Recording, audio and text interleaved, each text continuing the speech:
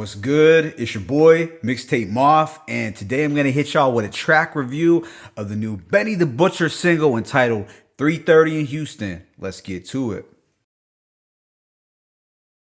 Alright, so this is Benny's first solo song that he's released since getting shot in the leg. This will also be the lead single for the upcoming Griselda soundtrack entitled Conflicted. Now, going into this record, it's important to note that Benny recorded this while still in a wheelchair, so it was pressing for him to get all these thoughts off his chest. I gotta be honest, when I saw this song title, I couldn't help but think of the title of certain Drake songs. However, this isn't really one of those kind of tracks. Although the production is a little smoother, the beat handled by Derringer and Beat Butcher is smooth, but still eerie and haunting at the same time. The synthesizer gives it a slight down south feel, almost as if they were trying to capture somewhat of that Houston mob ties sound. So I thought this beat was super dope. Before the verse kicks in, Benny talks about how getting shot at was karma from all the robbing and dirt that he did in the past.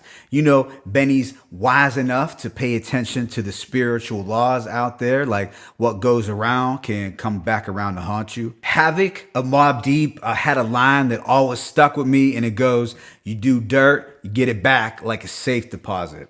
So on this record, he's telling us exactly what went down with the attempted robbery. He states, "From my city, know how I rock, breaking news story linked by the cops, Cuban links on me, too thick to snatch, to run off with mines, I had to get shot." He's acknowledging that the Rolls Royce truck they were riding in made them stand out, but he feels the only real mistake he made was not having a lookout. But let's be all the way real. Walmart attracts a rougher crowd than Target.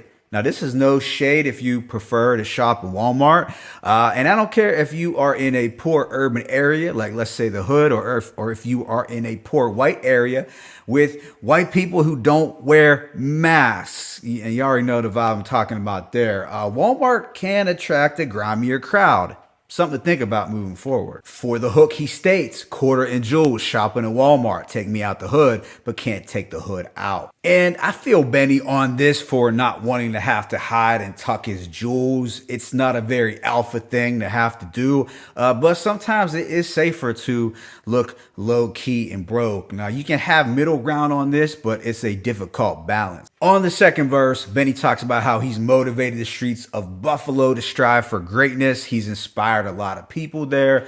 But then he goes on a little rant, getting some stuff off his chest, like, "Fuck all the bloggers, the dudes who shot me, fuck all the ops, and fuck Wendy Williams. Can't trust nobody. It's all smoke and mirrors. I still ain't make no real friends in this business." And the "no real friends" line made me think of something that the rapper Cormega said years ago that resonates with me to this day, and it's that trust is a luxury I can't afford. Let me say that one more time. Trust is a luxury I can't afford. You almost gotta assume that people you deal with in the workplace or in your immediate circle will ultimately set you up. I think it's just smarter to assume that that betrayal was imminent. I thought his whole third verse was fire. He's talking about how people on social media have been telling him he should capitalize off getting shot and do all these interviews. But Benny, being the humble street dude that he is, wants no parts of that attention seeking and clout chasing behavior. He basically said that he won't talk about it on camera unless it's with Anderson Cooper and Barbara Walters. Okay, Benny, I see you on your Hove shit. Making sure you are a little more inaccessible does have its benefits. But for those who want to hear the real street revenge type bars, peep the following. "They were sent for me. My dog in Houston got a tip for me. Mexicans had a wig for me. Their pinky fingers getting sent to me." Okay, I can respect that. His Mexican partners down there getting busy. If you know Houston, you know that the black mob runs things down there, but the Mexican gangs have their shit on lock too. But I couldn't help but wonder, what do dudes in Houston think about Benny's line? So yeah, I like this single a lot. It was motivational to hear Benny still going hard while in a wheelchair recovering. I like the slight double time flow that he used, which reminded me of his record 5 to 50. I thought the storytelling here was pretty vivid. He also gave us some insight and reflection on all that happened. You know, this kind of situation can change a person's outlook and perspective a whole lot. It can be an eye-opening experience for the better. Because here's the deal. anyone can be caught slipping.